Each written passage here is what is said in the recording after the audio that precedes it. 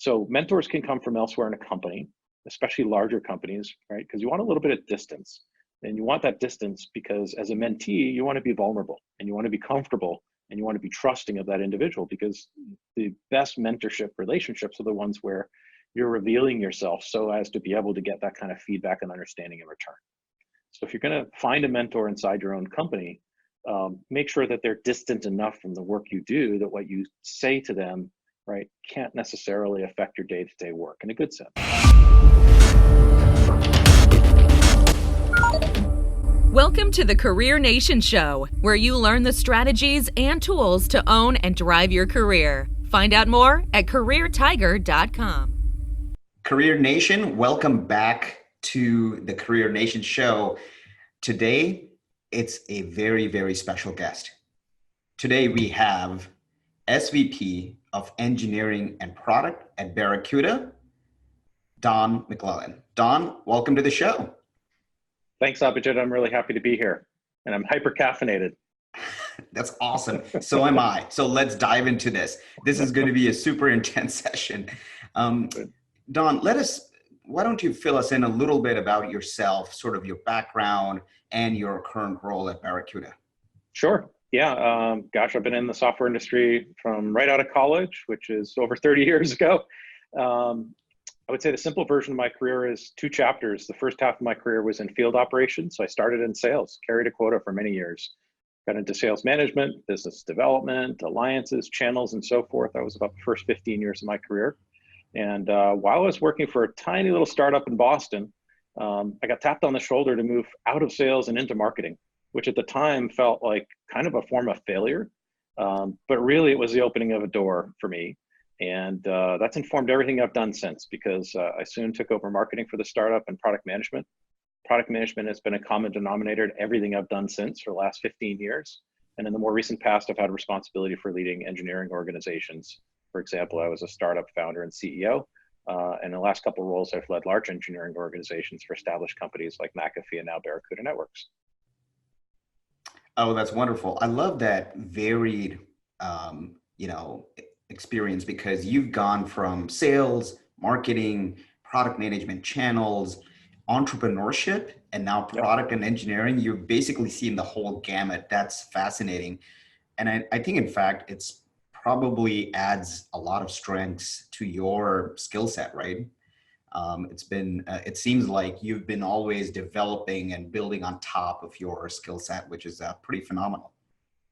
Well, I appreciate the compliment. I mean, the cynic would say I'm just professionally restless, but yeah, I do find myself drawing on all these past experiences, these diverse experiences in the role that I play at my current job, but really all of them.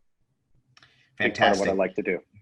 Yeah. And Don, you had mentioned you've been in software since the start of your career. And now we are in the world of software, where software is delivered as a service, SaaS, right? And cloud. And are we, in your opinion, still early in the innings for SaaS, or are we at peak SaaS? What's your perspective on this? Probably closer to early innings than peak SaaS for sure. Because there's really two transformations that are happening simultaneously, and we're maybe a decade or 15 years in, but just getting started. So transformation number one is the form factor, right, by which software is delivered. So it used to be the case that you would install software. You'd put it on your laptop. You'd install it in infrastructure in a data center. You'd put stuff in your network.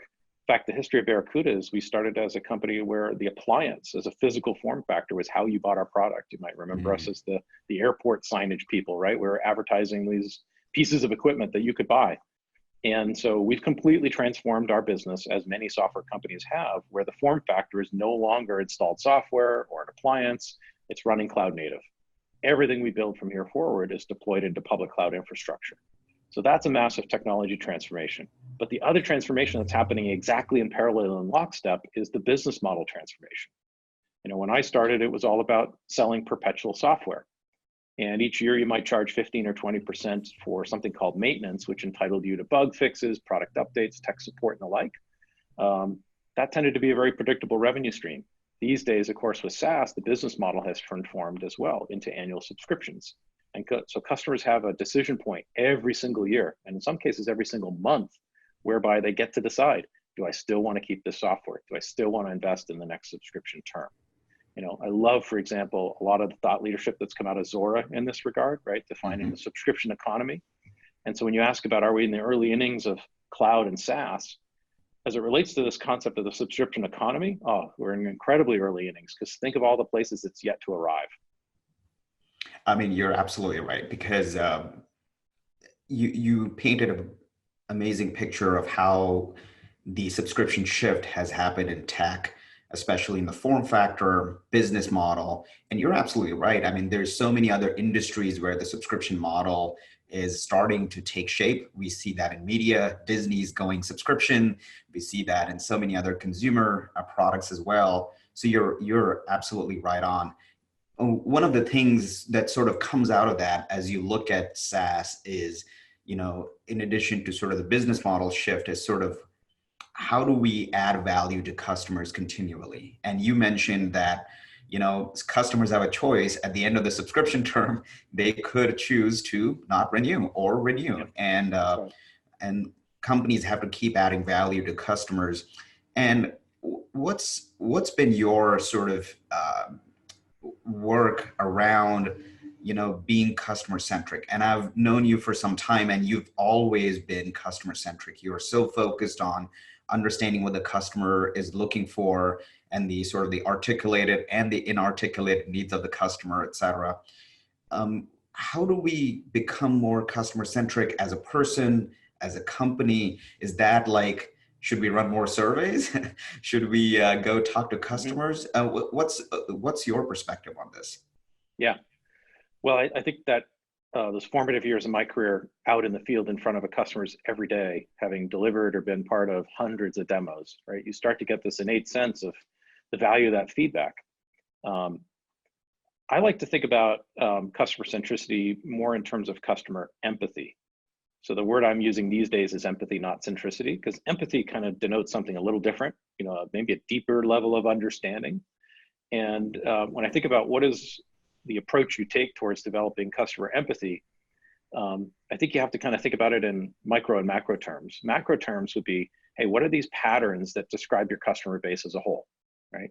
Micro terms meaning, can I really understand how an individual user of my product does their daily work? And in doing their daily work, what does success look like for them in the job? Like, how is their boss going to give them a great performance rating and a pay rise, if not a promotion at the end of the year? And if I work back from that level of empathy, meaning how are they measuring success in their job, I can start to understand the role my software product plays in helping them achieve it. Sometimes it's the case they're going to spend, minutes and hours using my product in the given day. It's so critical to the role. And in some cases, more often than not, my product is a tool for them to get something done, but in the least amount of time possible, because they're busy and they got other stuff to do. Bless you. So the path, in my opinion, to developing customer empathy is to really think of ourselves as carpenters. And good carpenters have tool belts. And carpenters have tool belts where they carry around a lot of tools, right? So if you only have a hammer in your belt, you're going to whack everything with a hammer. Unfortunately, that doesn't work when you really need a chisel. So the tool belt around customer empathy is, a lot of obvious stuff, right? Surveys at scale, so the patterns of customer feedback and sentiment and need become evident, because you've got to invest according to the things that are going to have the greatest impact on your total customer base, right? You could do usability studies. You can do quantitative analytics, watching people clicking in around your application for their usage patterns, both frequency and the things they tend to use the most and least. I'm a big believer in in-field visits, things that we call go-and-sees. And in fact, I'm institutionalizing this practice as we speak at Barracuda. I'm relatively new to the organization. So what we're now doing is we're taking in a user experience designer and a buddy, and the buddy is often somebody from the engineering team.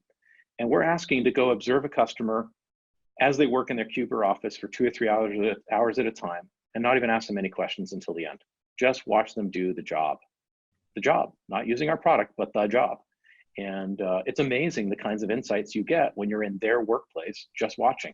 You start to understand the role of your product in ways you couldn't have known through these other techniques.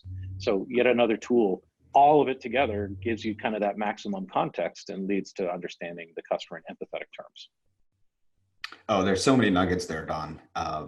That was phenomenal because I think the way you described it was also sort of, you've got this great tool set and your tool belt, and Yep, then you can use the tools that you want. And I love that example of sort of follow the customer, where you have a team of people just go in and see what the customer is doing, because so much of that, what the customer does is not just with your particular app or your particular technology, but it's that's sort right. of other things. And it's sort of also the context in which the customer does that work, because the That's right. customer might be trying to solve an internal company problem, an external customer problem, or trying to gain more process efficiency or what have you, right? So that context becomes super important.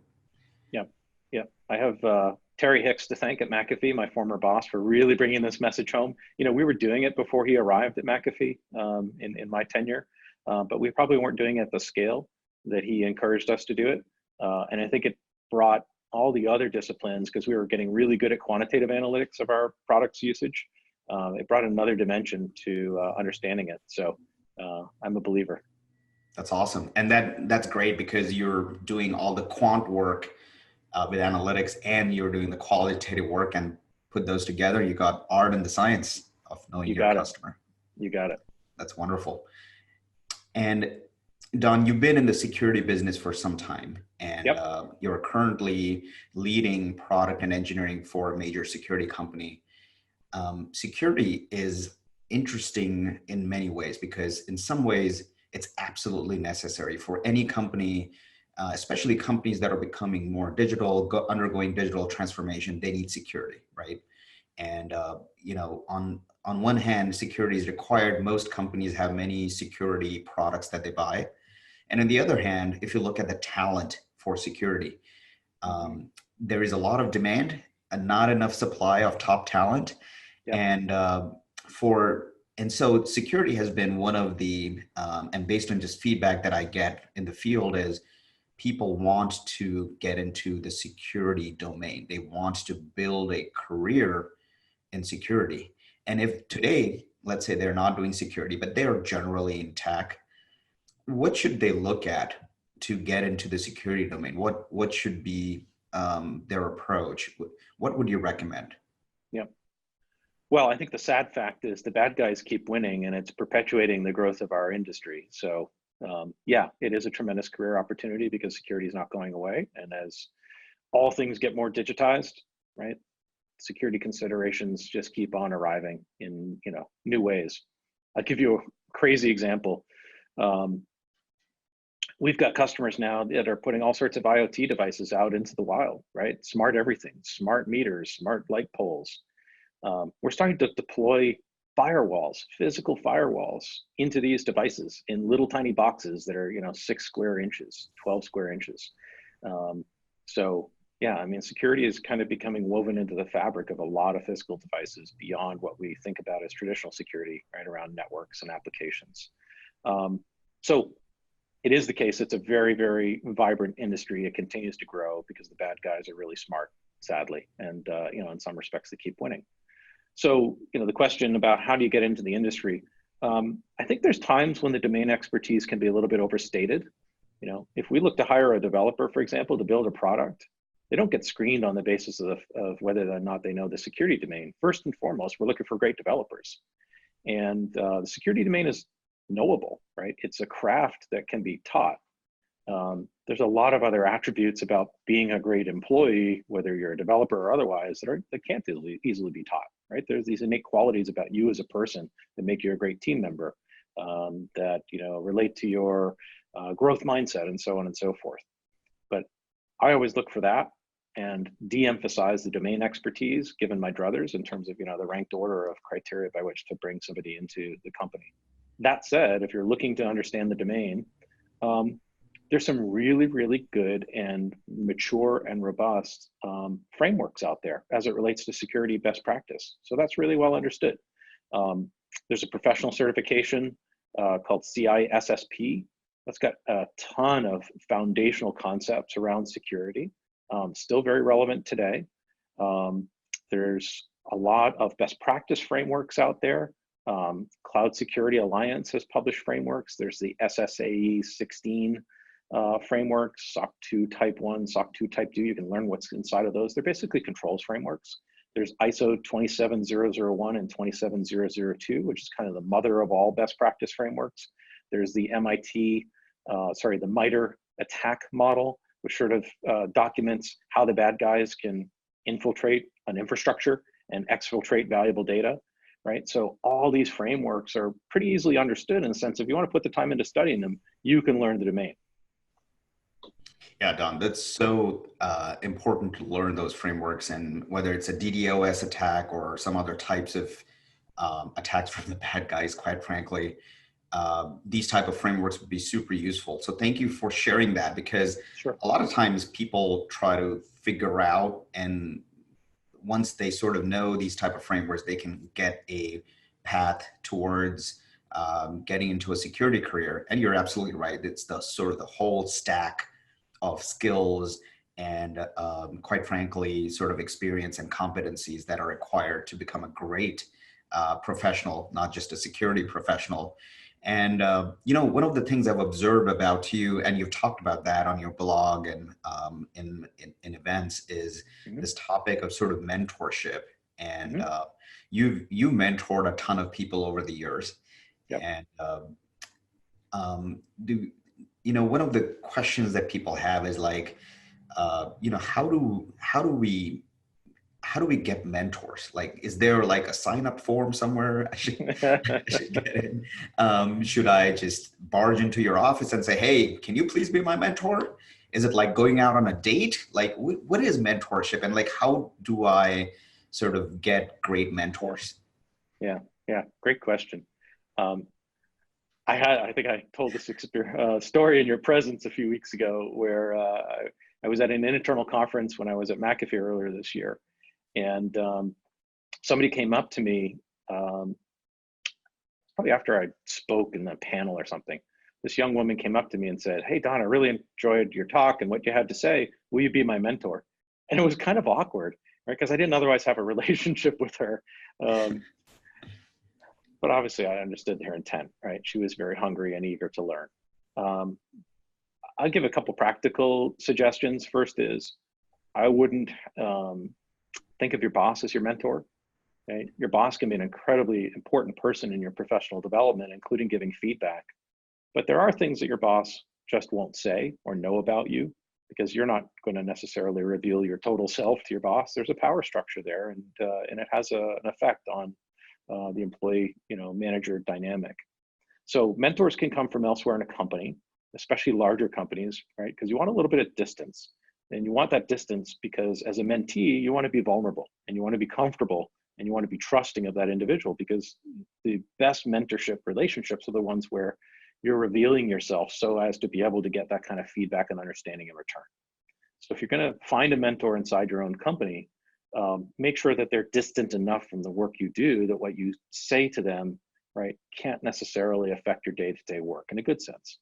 Even better mentors are the ones that are not inside your company at all. So practical suggestion would be, think about your former bosses, right? They're often really good mentors for two reasons. One of which is they come to know you in the workplace. So they're a source of really good feedback because they do know you. And second is, you're not working for them anymore. And so the ability to be vulnerable and the ability to establish that next level of trust, right? There's no downside to it in the way that you might experience that with somebody that is at your current company. So former bosses, in my experience, are great mentors. I've got 2 or 3 mentors that are exactly that. And another one who didn't come to me that way, but started with a more formal professional relationship, and it evolved into mentorship. So maybe that's my last point, Abhijit, which is mentors are seldom the way you start a relationship. It's an evolution of a relationship that begins on some other basis, whether it's a boss or a friend, and in time can develop into mentorship. And I think that's an important concept. You can't kind of rush it or force it. Oh, that's a great way to get into mentorship. Like, it could be a boss, it could be a colleague, it could be a friend, and over a period of time, that person becomes a mentor. Yeah. I love that concept, and that's something that, quite frankly, I would love to practice as well, because I've got some former bosses who I ping from time to time. Yep. I'd love to have an ongoing relationship, and hopefully they get something out of that relationship as well, because it's not just the mentee, but the mentor also probably gets something out of it. They get to learn a few new things as well. Of course. Great. Don, this is the part where we shift gears a little bit and we get to know our guest a little bit better. Are you ready for our favorites game? I hope so. Good. Well, let's start with this. Let's start with your favorite app. Oh man. Anyone asks me a favorite, I almost never will give them one answer. It's like, do you remember this movie High Fidelity? It was about this guy who was John Cusack. John Cusack, and he owned a record store and he was obsessed with music. And then, they would spend all day developing top 5 lists, and he would never give you the top 5 records of all time. You'd have to ask the context, right? Like, well, is it, am I at home, or am I on vacation, or am I with a girl? And so, I'm going to give you one of those qualified answers. I love Facebook, the app. I don't love everything about Facebook, the business model, but I love the app. So let me explain it. Somebody at this stage in my career, I've come to know a lot of people all around the world in my professional life. I've traveled extensively. I've worked for multinational companies. I love the fact that I can still maintain a sense of connection to those people through Facebook, because otherwise I really don't know how I would be able to achieve that, right? In practical terms, I can't call every friend every 2 or 3 months to tell them what's going on in my life. And so that app really does make me feel connected to friends that are in Israel, in the Czech Republic where I once lived, and people I've met in Japan, people in Australia, Canada. It's really cool for that purpose. Sometimes I have to hold my nose in terms of understanding the business model and some of their other practices. But I do love the app, and I'm a regular user of it despite all of those reasons. Slack in the workplace. I brought Slack to my organization when I was at McAfee. When I showed up at Barracuda a few months ago, I realized that they were heavy users of Slack. So that was a big happy moment for me because it does what it does really, really well. The common theme for me in terms of things I love as apps is simplicity, right? Mm-hmm. They do just enough, but not too much. And I think Slack is a good example of that, because when you kind of pull that thread of collaboration, you can end up with really complicated applications with a bunch of features that just aren't useful. They might exist in Slack, but they don't force themselves on you. You can discover them and activate them. But if you want to use Slack in its most simplest way, right, around just messaging, you could do that. Yeah, you're right. I mean, even this normal user, if you will, gets a lot of value, not just the power user. So that's phenomenal. Thank you for sharing that. I got one last one for you. This is more, for me nerding out in my personal life. There's an app called Plane Finder 3D. So where I live in Silicon Valley, a lot of planes go overhead as they're making their final approach to San Francisco airport. And I'm kind of a plane nerd. I don't know why. I like to travel. I'm interested in airplanes. And so when they fly overhead of my house, I've gotten kind of used to trying to spot what they are, like what flight is it, where's it coming from, what model. And this Plane Finder app called Plane Finder 3D is literally a 3D representation of that plane on its flight path. So you can kind of see the glide slope and how it descends and when it makes a turn. It's unbelievable that a 3D application can even function on a smartphone. It's a really cool app. Oh, that's phenomenal. Maybe we can also use that to track the 787 MAX Boeing planes. I don't know if they're flying them anymore. Yeah. As and when they might get in the air again. Exactly. Don, thank you for sharing that. That was fascinating, especially the plane part. Do you have a favorite quote that you either put up in your office or use, or you would like to see on a billboard somewhere on maybe Highway 101? Gosh, here's another one. Like, I don't have a single favorite quote. Maybe the one that comes to mind is continuous improvement beats delayed perfection. I often have in my organization, some big monumental challenge that we're trying to overcome. And the first thing I try to encourage my organization to do is deconstruct the problem, right? What is it that we can do in 10 successive steps to ultimately find a solution, as opposed to trying to figure out how to solve the whole thing at once, because it's almost never available to you as a solution. So you've got to deconstruct it into some journey. And a lot of times it actually means you're recognizing the fact that it's going to take a little while to deliver that capability. People get infatuated, right, with the idea like, hey, if we only just surged on this in a month's time, we'd have this amazing capability. It's almost never the case, right? Almost always great capabilities in the form of products take a long time to develop. And so I try to help people understand how you can deconstruct that, maybe do kind of a work back, and know that it might take 10 concrete steps to actually build that capability. I like that, Don, because it not only makes it easier to do bigger things, but it also is sort of creates this compounding effect over time. If you're continuously improving even a little bit every day, your compounding result is much, much higher. That's the key. You keep at it for a few months or even a year, and those small incremental improvements, when you look back in the rearview mirror, like, holy smokes, things have really changed, and it's hard to sense in the moment. But yeah, that's almost always the way that I've been able to deliver transformative capabilities, is exactly that approach. Awesome. That's brilliant. I'm gonna probably pinch that in a future meeting. No worries. Don, do you have a favorite book? Yeah, I guess one of the most impactful books in terms of thinking about my career and being a leader started with a keynote that I saw many, many years ago. I was at an internal leadership kickoff meeting when I was working for RSA Security. It was a division of EMC at the time. And there was a keynote speaker, a guy named Marcus Buckingham. And he came on stage, and he's a really, really good public speaker. And he basically said, look, I'm here to tell you that the entire human resources industry is built on a mountain of BS. So everybody kind of like leaned back and said, okay, what do you mean by that? Because we had some human resources leaders in the audience. And he goes, the HR industry is built on a false premise, which is that by giving feedback to employees about the ways in which they're supposed to improve, we're basically setting them up for failure, because if there's something they don't know how to do, they're probably never really going to learn how to do it. He said it's like a conspiracy where we're just creating these negative reinforcement loops around people. And he said, I've done 20 years worth of research into the topic of what makes high-performing teams perform well.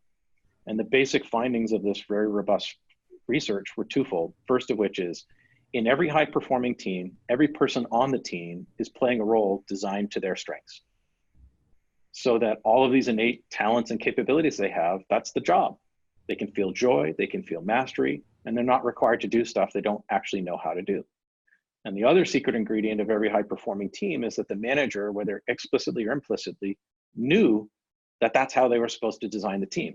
That by having all these actors playing highly complementary roles, that the team could cover all the functional requirements that the team owned, right? But it may be a diverse array of individuals, each playing to his or her strengths. And so he went on to write a series of books about this. One was called First Break All the Rules. The next was called Now Discover Your Strengths. That just clicked for me, because I started thinking about my job as a leader, and that was to constantly try to discover my team's innate strengths and constantly try to evolve their role towards one where they only get to play to their strengths. And I've never put them in a position of having to do stuff they're not capable of mastering. So it was a really influential book and talk. Actually, I saw the talk first, then I read the books. And that was coming on to 14 years ago. Yeah, I mean, Marcus has created an amazing body of work around this. And thank you for sharing that. I will make sure that we put that down in the show notes, because that's an amazing resource for anybody to get their hands on, especially how to find your strengths, et cetera. That's just invaluable. As individuals, as teams, as we form teams to do great things at work. So one of the ways I apply that before we move on is, so I've done these assessments. Every time I have a new member to my team, or I show up into a new team, I give them that information. I hand it out. In fact, I went further and I wrote something called the User Guide to Don, which is about a 2-page document that's kind of a synthesis of all of my forms of self-awareness, and just kind of put myself out there and say, hey, if you want to get to know me, here's the roadmap. And a lot of it was derived from some of the assessments that I took, from his books and body of work. Oh, that's wonderful. And Don, just to sort of double click on that a little bit, have you seen more success in terms of getting more self-aware through sort of electronic tools that sort of have the survey-based sort of questionnaire?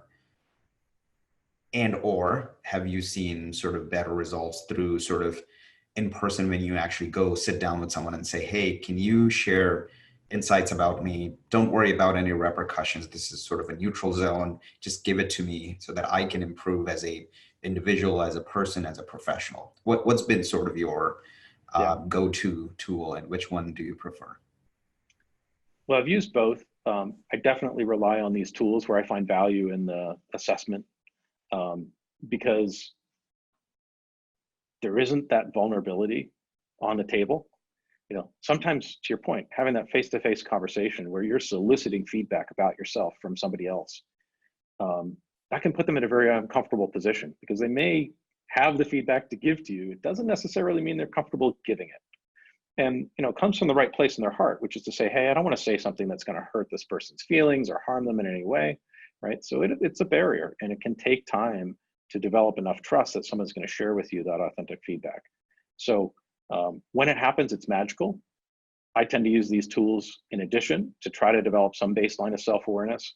I really like 360 feedback because it's an anonymous process. And if you get 15 or 18 responses from higher ups and subordinates and peer relationships, that collection of feedback tends to reveal some pattern about you that you might not have known before. So yeah, there's a time and a place for the tools.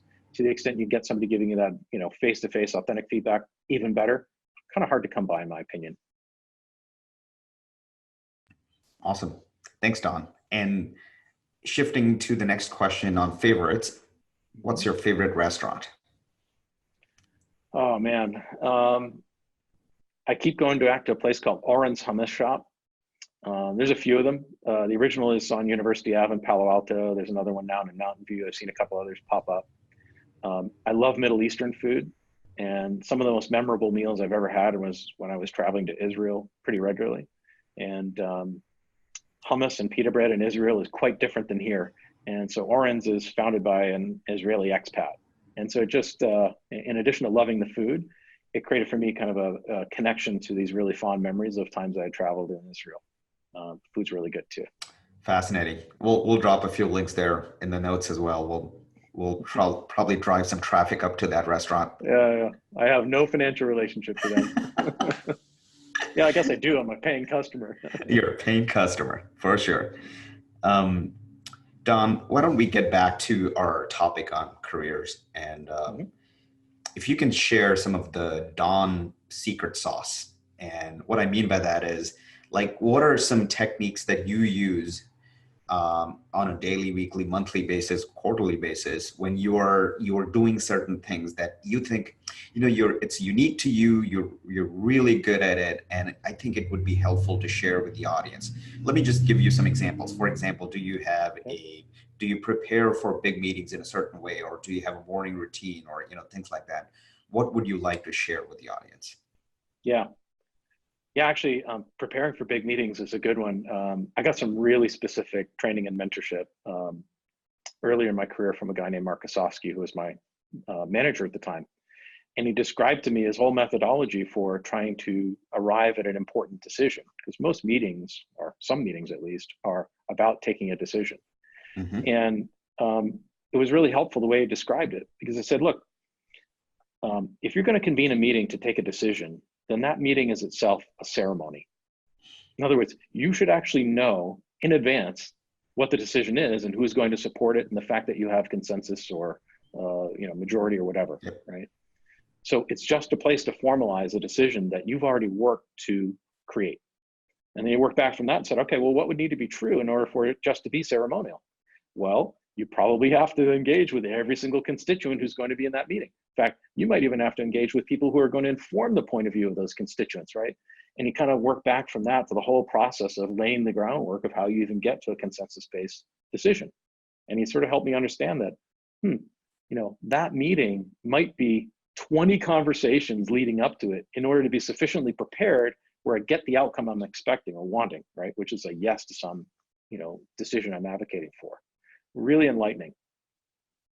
Oh, that's great. And I think that helps, especially when the company is of a certain size, and also sort of, I don't want to say consensus-based culture, but at least getting everybody's viewpoints on the table to actually make a decision to move forward. And that approach is so incredibly valuable, because you make sure that you hear every piece of feedback, you bake that feedback into your proposal. And that way you're not only addressing everybody's concerns or, viewpoints, what have you, but you're actually making a better decision.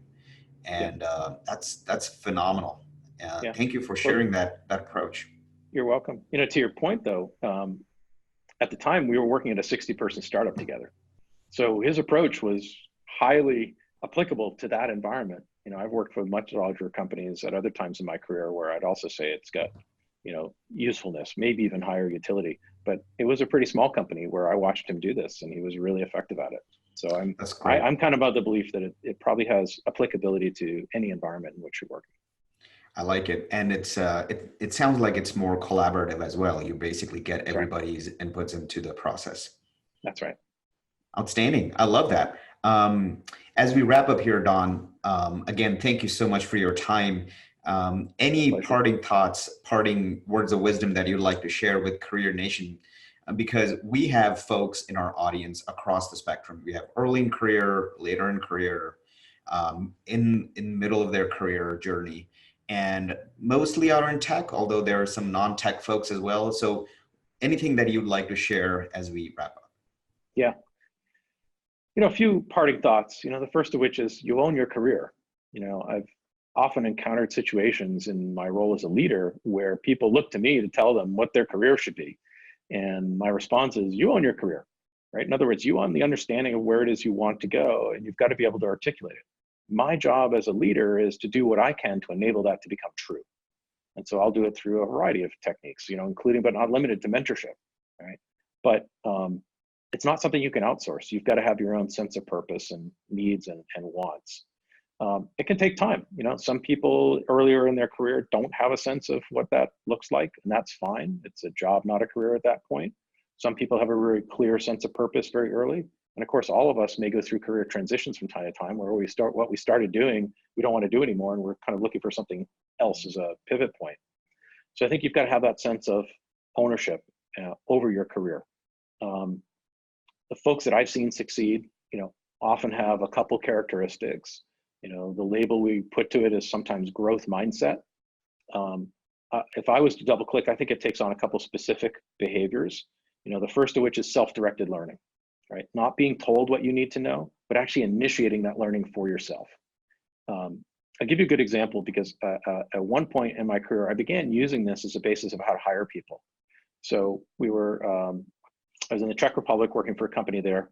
We were trying to hire a new design leader, and we were testing candidates for self-directed learning, right? As we were interviewing, and we're asking for examples. So I asked this individual, Yerji, I said, so tell me what you've been learning about lately for the sake of your own professional advancement. And he said, oh, well, I'm auditing a finance course right now. I'm like, okay, that's interesting. You're a design leader. Why are you auditing a finance course? And he said, well, I'm really trying to understand how to speak to executives about the financial value of what my organization does. I want to develop the vocabulary so I can tell them the financial benefit. I'm like, whoa, that's a really good answer. And he goes, oh, I have one more example. I said, okay, what's that? And he goes, I'm studying ergonomics and physiology. I'm like, why are you studying ergonomics and physiology? He's like, well, if I design a user interface, it's an interface to a computer, but then there's a mouse. And that mouse is connected to an arm, and the arm is connected to a body. So if I really want to know what usability looks like, I have to understand the body that's using the mouse that's using the computer. And I was like, oh my God, I'm blown away by these answers. I love you. And we ended up hiring Yerji, by the way, no accident, right? So that self-directed learning, really, really key marker for advancement. And the other is global mindset. In other words, somebody who is curious to understand the world around them and appreciates, if not embraces, the idea that from all this diversity comes different viewpoints, and that's something to celebrate. That it's something to take into account as you do your work, as opposed to kind of only looking for people that are like you. So when I hire, I look for people who have, purposely sought out adventure, maybe lived abroad, studied abroad, worked for multinational companies, traveled. All these are markers for people who are able to pull the best, right, from that diversity that is, the human construct. And I think if you pursue kind of those two patterns, you're going to find yourself investing in your career, whether you call it your career blueprint or not. Don, what a great way to wrap up this episode. Self-learning, diversity, and being open to diverse thoughts. It's so important for us to all of us to do that. And thank you for sharing your wisdom. This has been an incredible episode. And I thank you again for your time. I know you're a super busy guy, and I appreciate all the wonderful wisdom, and not only that, but also candor that goes along with that. Thank you, Don, so much, and you have a great rest of the day. Thanks, Abhijit. Glad for the opportunity. Take care.